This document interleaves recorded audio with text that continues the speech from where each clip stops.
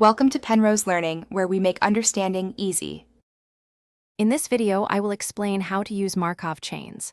A Markov chain is a mathematical model describing a sequence of possible events where the probability of each event depends only on the state attained in the previous event. This is known as the Markov property. You'll learn about states, which are the possible conditions of your system, and transitions, which are the movements between these states. Understanding these core concepts is your first step. To construct your Markov model, first identify all the possible states your system can be in. For example, if modeling weather, states might be sunny, cloudy, or rainy. Next, determine the transition probabilities, which are the likelihoods of moving from one state to another. These probabilities must sum to 1 for each starting state.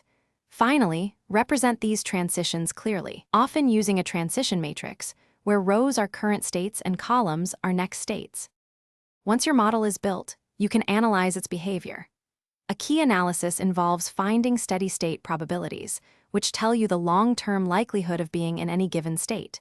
You can also identify absorbing states, where once entered, the system cannot leave. Furthermore, by repeatedly multiplying your initial state vector by the transition matrix, you can predict the probability distribution of states at any future time step, offering valuable insights. Markov chains have diverse real-world applications. They are used in weather forecasting to predict daily conditions based on the previous day's weather.